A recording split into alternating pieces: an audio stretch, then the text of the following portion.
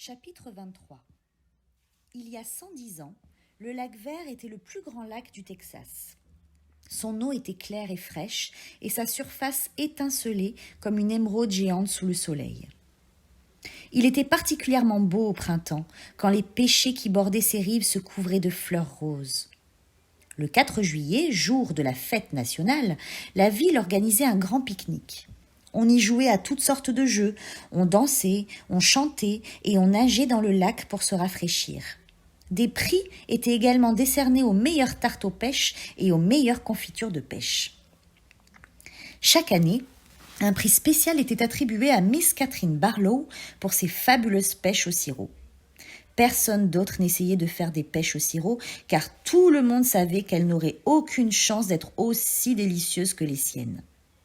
Chaque été, Miss Catherine cueillait des paniers de pêche et les conservait dans des bocaux, avec de la cannelle, des clous de girofle, de la muscade et d'autres épices qu'elle gardait secrètes. Les pêches duraient tout l'hiver. Elles auraient pu durer beaucoup plus longtemps, mais à la fin de l'hiver, elles avaient toutes été mangées. À cette époque, on disait du lac Vert qu'il était le paradis sur terre et que les pêches au sirop de Miss Catherine étaient la nourriture des anges. Catherine Barlow était l'unique institutrice du village. Elle faisait la classe dans une vieille école qui ne comportait qu'une seule pièce.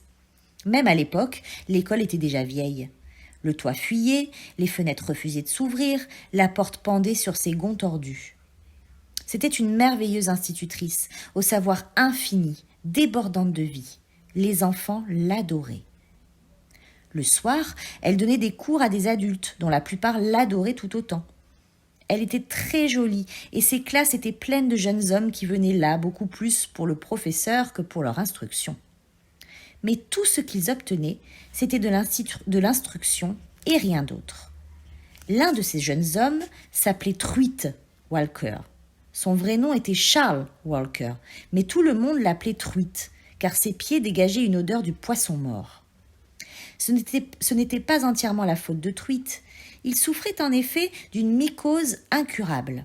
En fait, c'était le même genre de mycose qui affecterait 110 ans plus tard le célèbre joueur de baseball Clyde Livingston.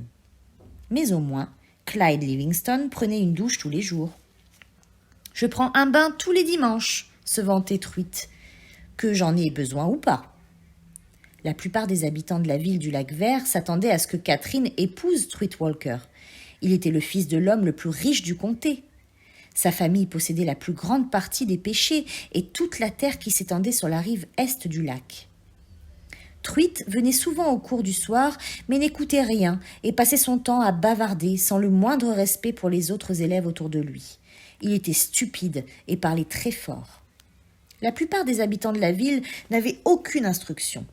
Mais cela ne gênait nullement Miss Catherine. Elle savait qu'ils passaient la plus grande partie de leur temps à travailler dans leurs fermes et leurs ranchs et qu'ils n'avaient pas fréquenté l'école très longtemps. C'était pour cela qu'elle était là, pour leur apprendre. Mais Truitt ne voulait rien apprendre du tout. Il semblait fier de sa bêtise. « Ça vous dirait de faire un tour dans mon nouveau bateau samedi prochain ?» lui demanda-t-il un jour après la classe. « Non, merci » répondit Miss Catherine. « On a un bateau tout neuf. » dit-il. « On n'a même pas besoin de ramer. »« Je sais, » dit Miss Catherine.